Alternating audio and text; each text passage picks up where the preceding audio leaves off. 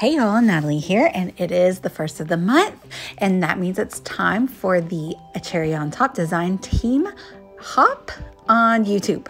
So I am using this gorgeous citrus floral stamp set from Pink Fresh Studio, and that is because our theme for this month is floral. So everyone is doing florals for spring, and we're gonna have a lot of fun seeing what everybody made. I am going to do some stamping with the stamp set. So it's one big stamp and it has, I think, 6 different or maybe 7 different flowers. And then the die is also one big set. So you can stamp just a couple times and you get all these beautiful die cuts. It's super easy and quick to use. So that is Distress Oxide Shaded Lilac that I'm using. And I am stamping each twice. And then I'm going to go back and heat emboss with a kaleidoscope heat embossing powder to shade those shaded lilac lines of the florals with a iridescent glittery embossing powder. And I wasn't planning to do anything beyond that, but then once I heat embossed them, I thought, well, what would I try to do a little bit of watercoloring? Because when you heat emboss a stamp such as this, the lines that are raised off the page a little bit are just perfect for watercoloring because they kind of hold the watercolor in. And I did not put gesso on this paper, and this is not watercolor paper, but I'm going to go in with my Distress Oxides and use them as watercolors. And I just add a tiny bit of water really, and it worked really well. And even though I didn't use gesso and I didn't use watercolor paper. So this was really something that anyone can do. And I am not a painter. I am not very good at coloring in the lines, but I can still do this because the lines are literally raised for you. And so the paint stays kind of within its own section that you put it in, if that makes sense. So I'm not going to make you watch me do the whole thing, but I am going to color in like this one. And this is called Citrus Blooms because each of the floral sets has like a little lemon on it as well, or a lime. It could be a lime if you painted it lime green, but it's a lemon today. And so I had a lot of fun painting this, and it wasn't my original idea, but I'm glad I did it, and it looks really beautiful. So there I went through, and I colored some of the blooms yellow as well, just to add additional bits of the yellow in there. And that is Lucky Clover that I'm coloring for the lines, and it's Squeezed Lemonade is the color that I'm using as the yellow. And there I'm almost done, and I'm gonna let it dry. Actually, I do hit it with my heat gun, but when you have heat emboss, you gotta be careful because if you put too much heat in one spot, it will melt the embossing powder again. So I'm just kind of like blowing it over there just to give it a little bit of a dry. So I ran it through with the die cut, and you can see it did it perfectly all at one time. It was super great. So I'm gonna do it again, and I'm gonna do the picked raspberry. Distress Oxide there. And I'm going to do the same technique. So I'm going to stamp the stamp twice with the Distress Oxide ink, and then I'm going to go over it with my heat embossing powder, iridescent powder, and there it's already done. And I was showing you how it just glitters in the light. It's really beautiful. It's hard to get on the final photos though. And so I'm doing the same technique, but with the picked raspberry for the colored florals instead of the shaded lilac. And then you can see like that one's lighter. So you can do different shades depending on how much color you pick up with your brush. So that's fun too. But I just went through and painted the florals and then the leaves and then the lemons here. And got that all colored. I can't wait for you to hop around. So this is a hop on YouTube. If you go and comment, each person that you comment on their video, you get a point, and then the person with the most points will be entered for a drawing to win. I think it's a $15 credit to the Cherry on Top store this time. So that's really generous and awesome. So now I have some vellum, and I'm using the Squeezed Lemonade to stamp onto the vellum. So I do that twice. and it takes it pretty well, and it doesn't take too long to dry. I did zap it a little bit, but you have to be careful with vellum because it will burn easier if you hit it with the heat gun. But then I did the same heat embossing with the iridescent glitter powder on top of the yellow, and it turned out beautiful. And I'm not going to paint that, although it could look really cool if you paint that. I wonder if it would look like stained glass. I don't know that have I painted watercolor? I'm not sure if I have. I'm not sure if I painted watercolor on vellum, but we're gonna try it. So I wanted to show you the one-piece die.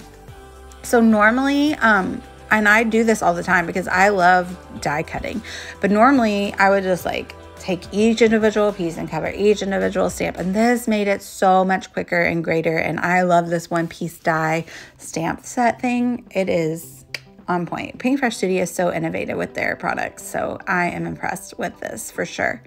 Highly recommend. And then lastly, I wanted a black and white element, so I just took my Catherine Pooler ink and did a black and white floral. I'm not going to heat emboss it, and I'm not going to do any watercolor, but I wanted that little bit of contrast in there. And a lot of times when Paintbrush does their ephemera packs, they will include like colored florals as well as black and whites, and so that's kind of like what I was thinking about. So now I'm showing you like my process of how I was going to design my page.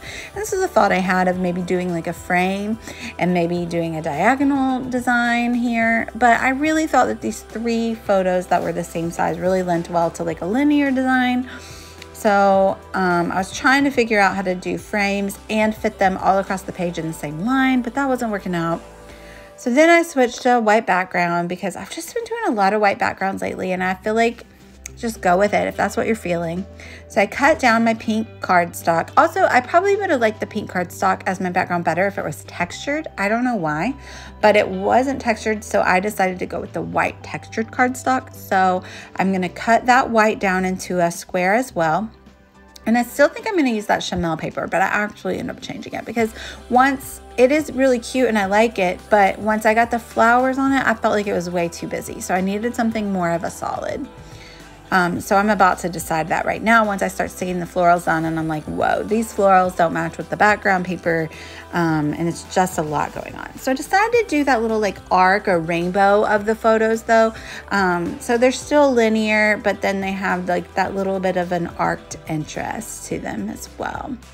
So this is when I decided to change the paper. And since I used lavender in my florals, I decided to go with this lavender paper from Paige Evans. It's just pretty solid with just a little small white heart. And I love the way it looks. And I gutted it because I am who I am. And I'm a paper hoarder.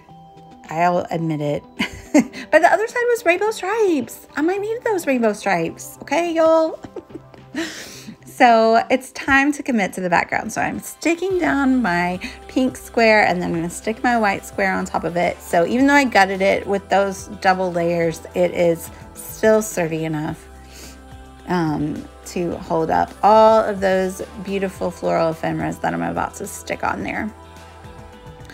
So I go and I put the photos on, and I decide that I really want dimension here on this page, and so I'm going to put the photos up on foam. Oh, first I'm going to back them with the same pink paper, and I just used the scraps that were cut from around the edge of the square, and then I'm going to stick them up on some foam as well. And then when I start sticking my florals down, I will put some directly under the white background, and then I'll put some under the foil, or not the foil, I'm sorry, the foam that's behind the photos. And then as well as I will use some foam tape to stick some of them up also.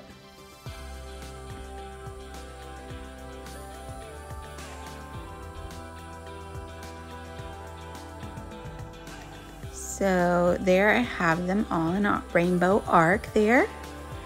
And now I'm going to start sticking my florals in. And so I just kind of like stick it down first, or like, no, I don't stick it down, sorry. I lay it down first to make sure it's where I want it to go. I'm just kind of trying to balance it out, you know, spread the different colors among the page, stick in some vellum where I think we need a little bit of contrast, as well as stick in some of the black and white florals where we need some contrast. And then some of them I stick directly on top of the photo as like the ultimate layer. And if they need additional support, I'll stick a little bit of foam tape under them. So this technique of just creating with a bunch of die cuts is very effective, and it's very busy, and so you don't really need to do much more embellishment. I didn't do anything special to the background. I didn't do any mixed media, and really this is just going to be like the star of the page, is all these beautiful florals, and they came together so quickly. Well, if I hadn't watercolored them, they would have come together even more quickly, but because they're on that one-piece stamp with the one-piece die cut, it's just so innovative and I love it. Bring on more of those. I also use the Pink Fresh Studios Heather Alpha, which is my favorite die.